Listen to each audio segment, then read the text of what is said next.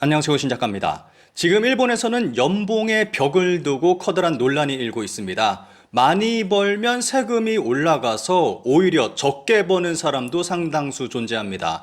지금 일본에서는 연봉의 벽이라는 것이 뜨거운 감자로 크게 논란이 되고 있습니다. 일본인의 한국 돈벌이라는 선택, 이란 임금 역전으로 변화하는 노동시장.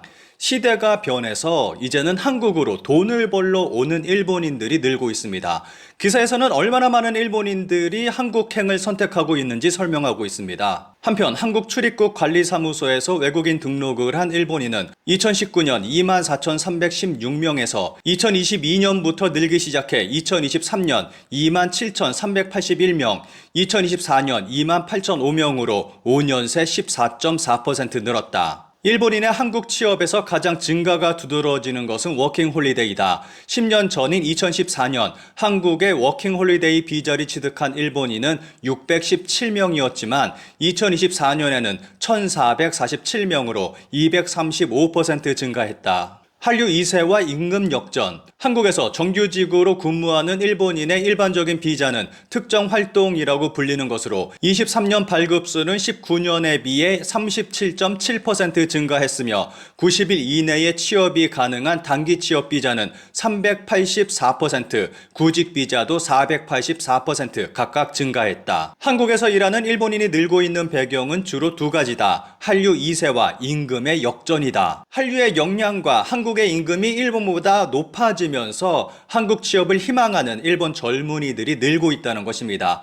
기사는 다음과 같이 마무리하고 있습니다. 일본에서 취업한 한국인은 정착을 원하는 경향이 강한 반면 취업 목적으로 한국에 간 일본인은 한국에서 수년간 일한 뒤 귀국하는 사람이 적지 않다. 한국인의 일본 취업은 대개 이주지만 일본인의 한국 취업은 돈벌이가 많은 것이라고 할 수 있을 것이다. 이란 간 임금 격차가 사라지고 앞으로 역전될 것으로 예상되는 가운데 한국으로 돈 벌러 가는 일본인은 더욱 늘어날 것으로 예상된다. 일본의 세금 정책의 영향으로 일본인들의 소득은 더 줄어들고 있어서 앞서 언급한 일본인의 해외 취업은 더 증가할 것으로 예상됩니다. 일본에는 연봉의 벽이라는 것이 있습니다.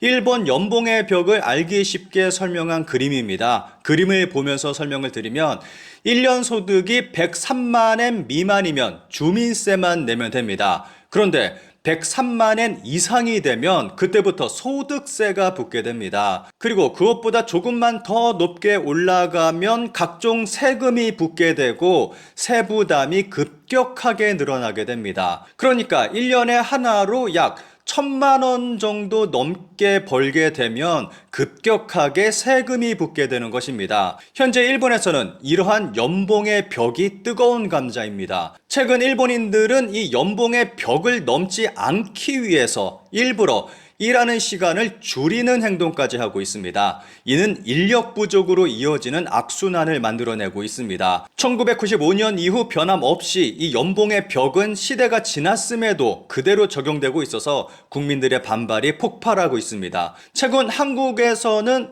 상속세 상향 조정과 누진제에 따른 과세로 인해 발생하는 부작용으로 인해서 소득세 감면에 대한 논의가 나왔습니다. 한국은 급격히 소득이 올라간 만큼 한국도 분명히 조정이 필요한 부분입니다. 연봉의 벽을 의식하고 일하는 방법을 조정한 적이 있습니까? 라는 야후재팬의 설문조사입니다. 연봉의 벽 때문에 소득을 조정한 적이 있다라고 답한 사람이 무려 64%나 됩니다. 정말 많은 일본인들이 세금 때문에 자신의 소득을 일부러 줄이는 행동을 하고 있다고 볼 수 있습니다. 이런 상황에서 국민민주당은 103만 엔에서 178만 엔으로 연봉의 벽을 올려야 한다는 제의를 했습니다. 그런데 이시바 총리는 이 제의를 단칼에 거절했습니다. 이유는 세수에 있습니다. 연봉의 벽을 올리게 되면 그만큼 세수가 줄어들기 때문입니다.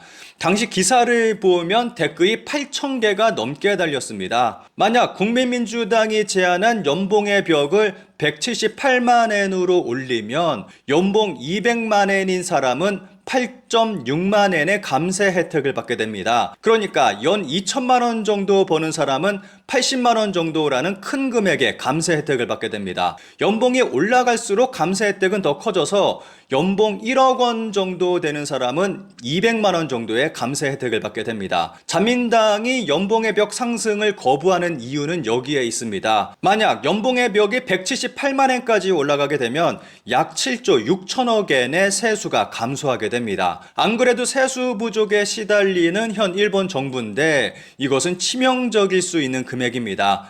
이시바 총리의 거절 발언은 국민들을 자극하기에 충분했고 불만이 폭발했습니다. 일본 국민들의 반발이 너무 거세다 보니까 자민당은 처음에는 123만 엔을 제안했다가 2월 18일 최대 160만 엔까지 올리자며 제안했습니다. 그런데 이것도 역부족인 것 같습니다. 연봉의 벽 200만 엔에서 소득 제한, 자민당 안 보도에 분노의 목소리, 정말 째째하다. 그렇게 참의원 선거에서 참패하고 싶은가? 곧 다가올 참의원 선거에서 자민당에게 표를 주지 않겠다는 분노의 목소리가 터져나오고 있습니다.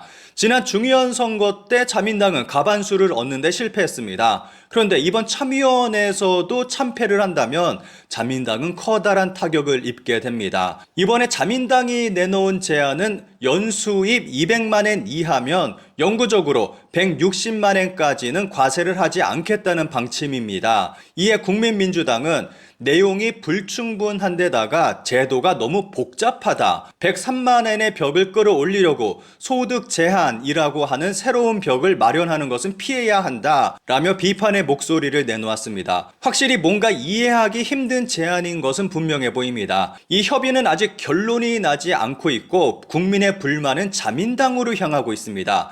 여기서 이해할 수 없는 부분이 있습니다. 아베 전 총리 당시 일본 정부는 커다란 규모로 법인세 인하를 실시했습니다. 그리고 현재 103만 엔의 벽의 가장 큰 피해자는 저소득층입니다. 부자에게는 감세를 하고 가난한 사람에게는 증세를 하는 이상한 구조가 펼쳐지고 있는 것입니다. 법인세를 올리고 연봉의 벽도 올리면 해결될 수 있는 사항인데 그 누구도 법인세 인상에 대한 논의는 꺼내지 않고 있는 것이 좀 이해하기 힘드네요.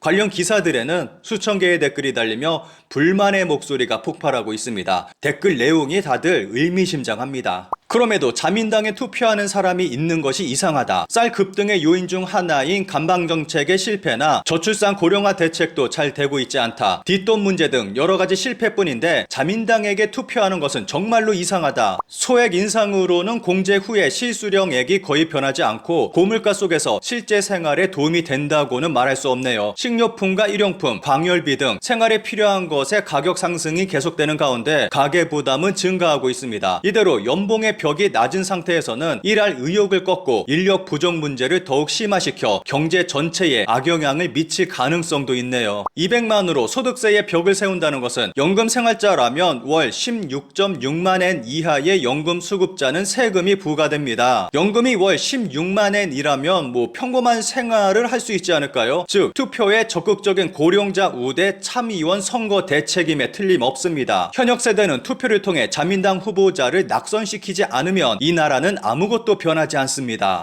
연봉의 벽 178만 엔은 최저임금 증가율에서 나온 합리적인 숫자였을 것입니다. 소득 제한을 붙여서 두 단계로 최대 160만 엔 안팎으로 한다면 그 구체적 근거를 제시해 주세요. 그게 안 되는데 자민당은 양보했습니다 라고 말해도 아무도 납득하지 않을 거라고 생각합니다. 연봉이 기초공제 178만 엔 딱이고 다른 지원을 뺀 생활보호자의 연간 지급액과 비슷하니까 그 이하의 제시가 불합리한 것은 분명합니다. 증세할 때는 주먹구구식으로 취하고 환원할 때는 가능한 한 작은 숟가락으로 달아 돌려준다. 국민의 생활이나 의견에 관심이 없다면 여당의 자격은 없습니다.